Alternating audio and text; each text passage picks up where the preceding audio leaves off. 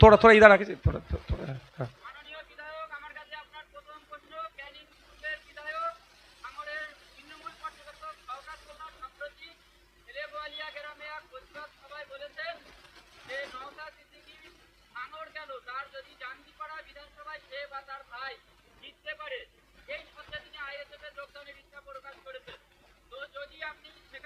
আমি নেব না। প্রথম কথায় নটোরিয়াস ক্রিমিনালকে দলে নেব না। প্রথম কথাই উত্তর, আমার এক কথায় উত্তর, ওই ধরনের নটোরিয়াস ক্রিমিনাল আমাদের দলের রাজ্য কমিটির মানুষজন যেখানে ঘুরে ওঠা বসা করে, সেখানে তো মাঝে মধ্যে ঝাঁটটাট দিতে হয়, পরিষ্কার পরিচ্ছন্ন রাখতে হয়। সেই কাজে নিযুক্তর জন্য ওই ধরনের কুখ্যাত দুষ্কৃতীকে আমরা দলে নেব না। কারণ ওখানে ঝাঁটফাট দিতে দিতে আমার 5টা ভালো মানুষ যারা পেন খাতা বই নিয়ে লড়াই করতে চায়, সেও হয়তো কথা শুনে সেও হয়তো বোম তুলে নিতে পারে। সুতরাং ওনাকে নেওয়ার প্রশ্ন আসছে না।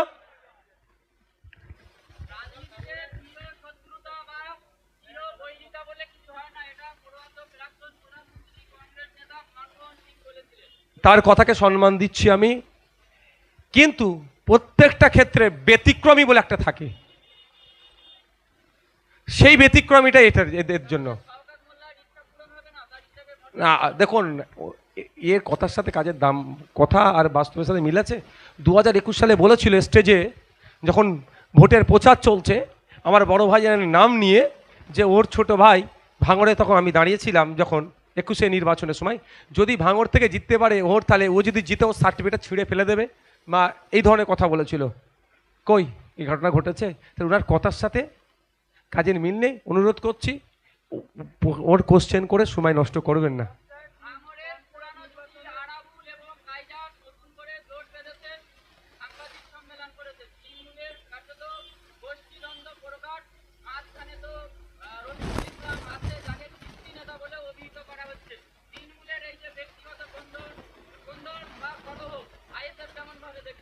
দেখুন, আমি একজন বিধায়ক হিসেবে প্রথম বলবো, যার যাকে ভালো লাগবে সে তার দিকে থাকবে, যার যে দল ভালো লাগবে করবে। দিনের শেষে আমরা ভাঙড়ের মানুষ, এটা মাথায় রেখে পলিটিক্স হোক। ভাঙড়ে এমন কোনো পরিবেশ না হয়ে যায়, সে 2023 পঞ্চায়েত নির্বাচনের সময় কারো মায়ের মা কাঁদছে, কোল খালি হয়ে গেছে, গুলিবিদ্ধ হয়ে গেছে, কারো বাড়ি ভাঙচুর হচ্ছে, এগুলো নয়। এক কথায়, কে কোন দলে যাবে, কোন দলে আসবে, কে কোন গ্রুপে থাকবে, সেটা আমি বেশি চর্চা করব না। তাদের দলের অভ্যন্তরীণ ব্যাপার কি করবে না করবে, শুধু অনুরোধ এটাই আমার, যে ভাঙড়ে হিংসা করবেন না। আপনারা রাজনৈতিক হিংসা করলে এনটিআর ভাঙড়ের মানুষের বদনাম হয়। আমরা চাইবো ভাঙড়ের মানুষের বদনাম না হয়, ভাঙড়ের মানুষ যাতে সুখে শান্তিতে থাকে। আর কোনোদিনই জুটি ছিল না, নতুন করে জুটি বাঁধছে।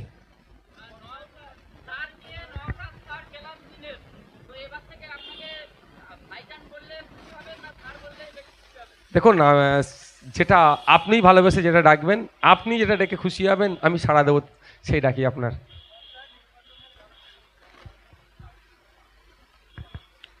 শান্তির বার্তা, ঐক্যের বার্তা, মানুষের পাশে থাকার বার্তা।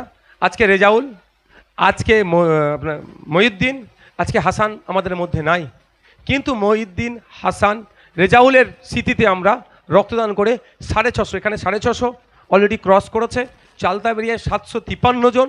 এই রক্ত দিয়ে অনেক মানুষের প্রাণ বাঁচবে, অনেক মুমূর্ষ রোগীর সুস্থ করে তুলব। অর্থাৎ আমাদের মধ্যে হাসান না থাকলেও, হাসান যে কাজটা আইএসএফের জন্য করে গিয়েছিল, আজকেও তার সেই কাজের চেয়ে ফল পাচ্ছে। তাই এখান থেকে বার্তা এটাই, সবসময় পজিটিভ কাজ করুন। আপনার বর্তমানে আপনার নামের জয়ধ্বনি হবে, আপনার নাম নিয়ে ভালো চর্চা হবে। আর অন্যথায় ওই নটোরিয়াস ক্রিমিনালদের মতো অন্যায় কাজ করলে প্রকাশ্যে আপনার তো সমালোচনা হবেই হবে, এবং আপনার অবর্তমানে আপনার নামে যে খারাপ মন্তব্যগুলো আসবে, সেগুলো আপনার পরিবার শুনবার মতো জায়গায় থাকবে না।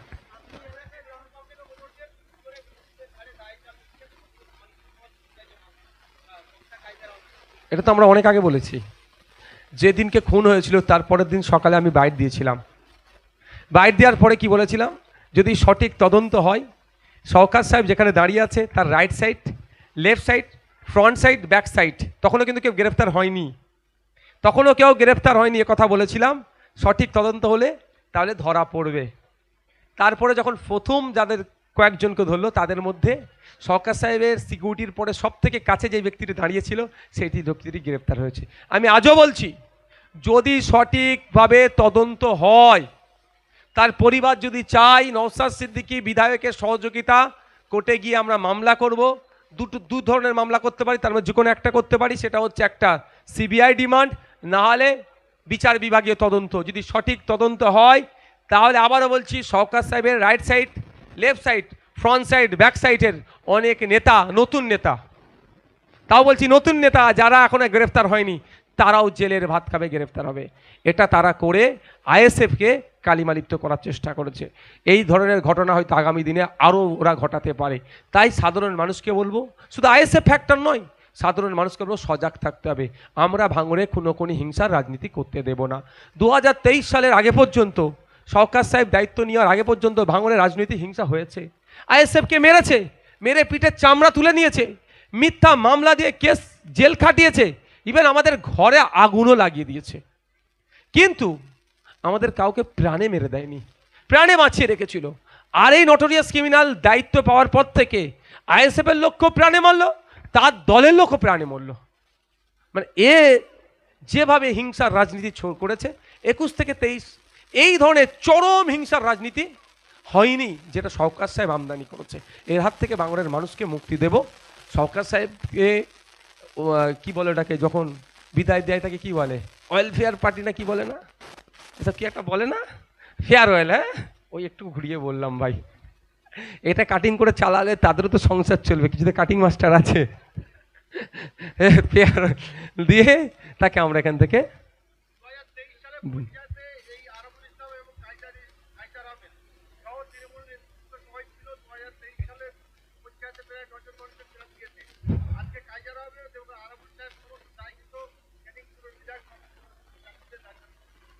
দেখুন, আমি একটা কথা বলছি, এই খুনের পিছনে শওকত সাহেব কেসে প্ল্যাটফর্ম কারা দিয়েছে সেগুলো খুঁজুন। আজকে অনেকে মাইকের সামনে মাইক বুম ধরে অনেক বড় বড় গল্প বলছে, খুনের রাজনীতি হবে না, হ্যান হবে না, অনেক গল্প শোনাচ্ছে। এদের মধ্যে থেকে অনেকে শওকত সাহেব এখানে এসে যে খুনের রাজনীতি করবে সে প্ল্যাটফর্ম দিয়েছে। সেই জন্য দেখবেন আমাদের মহিউদ্দিন, আমাদের রেজাউল, আমাদের হাসানকে যারা খুন করেছে, আর আমাদের মানুষদের যারা গুলিবিদ্ধ করেছে, যখন আমরা অভিযোগ দায়ের করেছি, মূল হোতাদের নামগুলো আছে।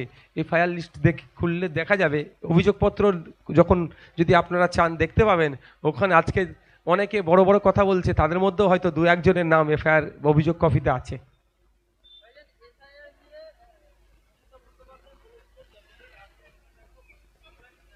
উনি ক্ষমতায় নেই বলে পশ্চিমবঙ্গের এসআইআর হচ্ছে। তাহলে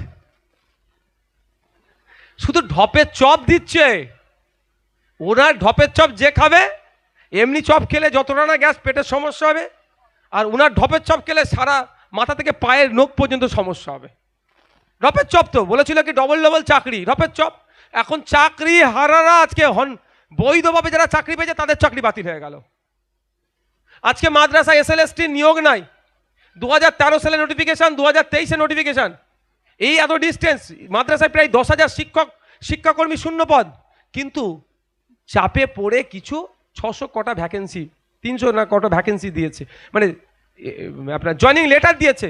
কিন্তু জয়নিং লেটারের মাদ্রাসায় গিয়ে শিক্ষকতা করার আগে মেডিকেল সার্টিফিকেট আর পুলিশ ভেরিফিকেশান, এই পুলিশ ভেরিফিকেশানের নামে বকলমে খবর পাচ্ছি এনআরসি নাকি করিয়ে নেওয়ার কাগজপত্রগুলো চাইছে। তো ঢপের চপ দিয়েছে, 10,000 মাদ্রাসা দেবার গল্প শুনিয়েছে। আনএডেড মাদ্রাসা 338টি, যাদের এখনো অনুমোদনহীন, আর অনুমোদন 237টি, 235টি। না বাচ্চাদের মিড ডে মিল, না বাচ্চাদের স্কুলের ব্যাগ, না বাচ্চাদের বই, না বাচ্চাদের পেন খাতা, না চক, না ডাস্টার, কিছুই দিচ্ছে না। আপনি শুনলে অবাক হবেন, যে সরস্বতী প্রেস আছে সে স্কুলের বই বিক্রি করে মার্কেটে, আর মাদ্রাসার বই বাইরের মার্কেটে বিক্রি হয় না, আর সরস্বতী প্রেস ক্লাবে বিক্রি করছে না, আর সরকারও ওই মাদ্রাসাতে বই দিচ্ছে না। বাচ্চারা কোথায় যাবে? এই ঢপের চপ দিয়ে চালাচ্ছে। আর ঢপের চপ কি আমরা এই জায়গায় দাঁড়াচ্ছি, এই এসআইআর নিয়েও ঢপের চপ দিয়েছিল, বলছিল এসআইআর হলে হাম কি ঘিরাও করেঙ্গে। তো ঘিরাও করার বাদ দিয়ে, বসো ভাই বসো, আরে তুমি বসো, পিছনে ক্যামেরা চলছে। ঘেরাও করা বাদ দিয়ে কি তারপরের দিনই চা খেতে চলে গেছে অফিসে। এই ঢপের চপে কেউ বিশ্বাস করবেন না।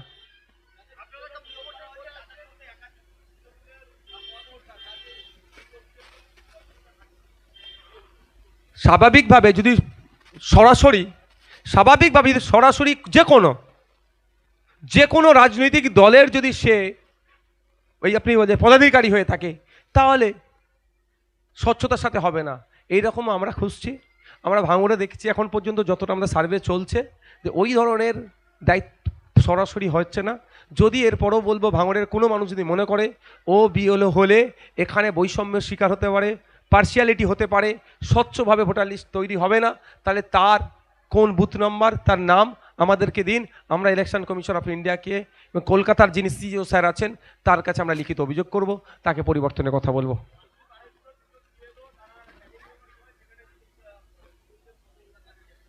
তাহলে নিশ্চিতভাবে তার বুথের তার তার অ্যাসেম্বলি যেটা আছে, তার বুথ যেটা আছে, তার অঞ্চল যেটা আছে, নিশ্চিতভাবে তার নামে অভিযোগ দায়ের হবে। তাদের লোকাল থেকে অভিযোগটাই দায়ের করতে হবে স্বাভাবিকভাবে। আমি জানি না কে হয়েছে, কোন বুথের তিনি দায়িত্ব পেয়েছেন, তাকে সরিয়ে দেবে, কিছু করার নেই, সরাতে বাধ্য, নাহলে বৈষম্যের শিকার হয়ে যাবে।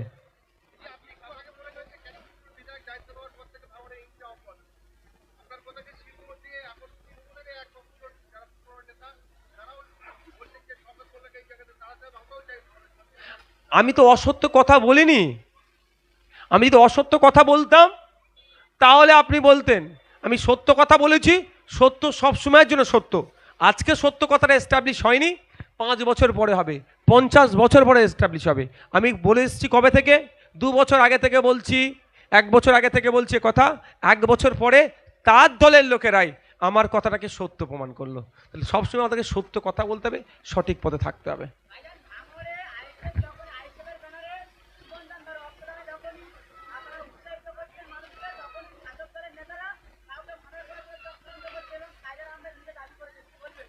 দেখুন, আমরা বলছি, কায়জার সাহেব, আরাবুল সাহেব, রাজ্জাক খাঁ সাহেব যিনি মারা গেলেন, বা আরও যারা নেতারা আছে, আমার সাথে তাদের রাজনৈতিক মতপার্থক্য ছিল, আছে, থাকবে। এই ধরনের নেতাদের মধ্যে অনেককে আমি চোর ডাকাত বলে সম্বোধন করি, দুর্নীতি করে বলে, দুর্নীতিগ্রস্ত। কিন্তু এর মধ্যে কাউকে কেউ মেরে দিক, আমি এটা কোনোভাবেই চাইবো না। হিংসা আমি কোনোভাবেই চাইবো না, কারো ক্ষতি হোক আমি কোনোভাবেই চাইবো না। এদের বিরুদ্ধে আমাদের লড়াই জারি থাকবে, ছিল, আছে, সংগ্রাম জারি থাকবে। গণতান্ত্রিক প্রক্রিয়ায় ভোটের মাধ্যমে মানুষকে সাথে নিয়ে এদেরকে আমরা পরাজিত করব। কিন্তু এদের মধ্যে কেউ খুন খারাপি তার দলের লোকেরাই তাকে করে দিক, আমি এটা কোনোভাবেই চাই না।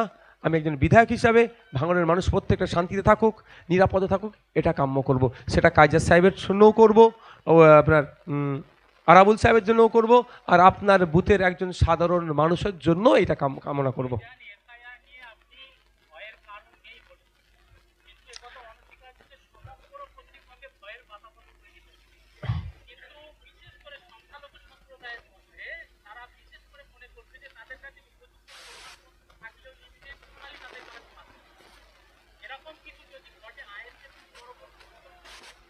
প্রথম কথা, আমি ভয়ের কারণ নেই বলিনি, আমি বলেছি আতঙ্কিত হবেন না। আমি কি বলেছি? এসআইআর নিয়ে অহেতুক অযথা আতঙ্কিত হবেন না।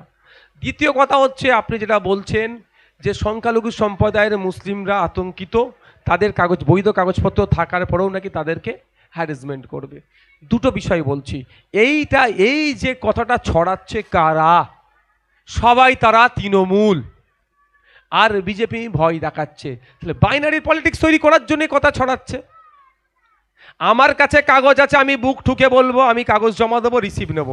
তারপরেও যদি আমার নাম লিস্টে না আসে, আমি অভিযোগ দায়ের করব। অভিযোগ জমা করার সময় দিচ্ছে, আমি ফিজিক্যালি অ্যাপিয়ার হয়ে সেটাকে সমাধান করব। এরপরেও যদি বলছি, শুধু আমি একথা বল জোর গলায় বলে যাচ্ছি, কোনো তৃণমূলের কর্মী, তৃণমূলের নেতা, তৃণমূলের পদাধিকারী বৈধ কাগজপত্র থাকার পরেও তাকে যদি অবৈধ ঘোষণা করা হয়, তার জন্য আইএসএফ, নওশাদ সিদ্দিকী আইনি লড়াই লড়বে। সাধারণ মানুষের জন্য তো লড়বই।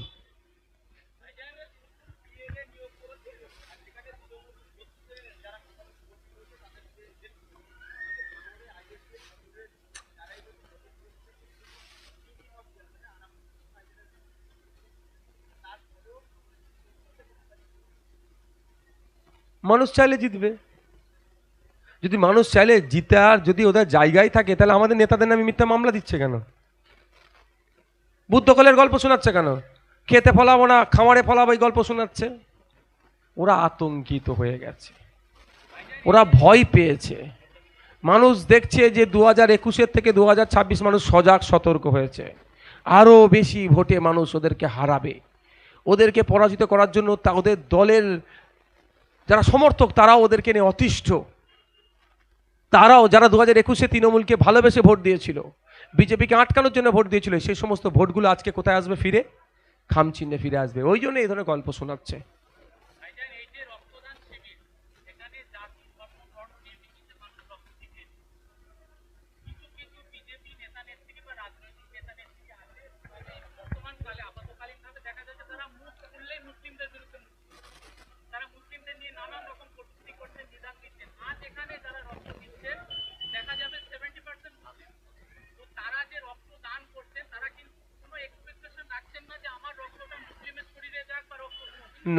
না থাকাটাই তো স্বাভাবিক মানুষের পরিচয়।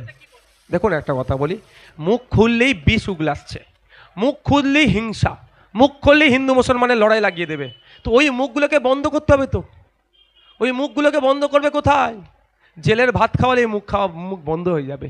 জেলের ভাত খাওয়ানোর দায়িত্ব নওশাদের নয়, জেলের ভাত খাওয়ানোর দায়িত্ব হচ্ছে পুলিশ মন্ত্রীর, জেলের ভাত খাওয়ানোর দায়িত্ব হচ্ছে মমতা ব্যানার্জির। তিনি কি নাকে তেল দিয়ে ঘুমাচ্ছেন? রাজ্যে হিংসার বাতাবরণ তৈরি করতে চাইছে। আমরা সম্প্রীতির সাথে হিন্দু মুসলমান নির্বিশেষে ঐক্যবদ্ধ হয়ে কাঁধে কাঁধ মিলিয়ে বসবাস করছি। আমরা এক জায়গায় চাষবাস করছি, এক চায়ের দোকানে উঠে বসা করছি, আড্ডা দিচ্ছি। সেই সম্প্রীতির সেই ঐক্যের পরিবেশ আজকে ধ্বংস করছে কে? কিছু বিজেপির নেত্রীরা।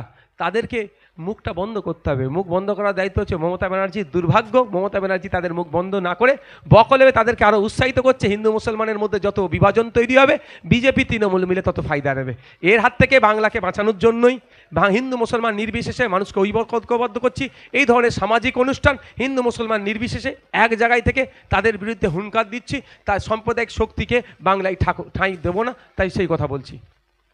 Thank you. খিদে লেগেছে আমার।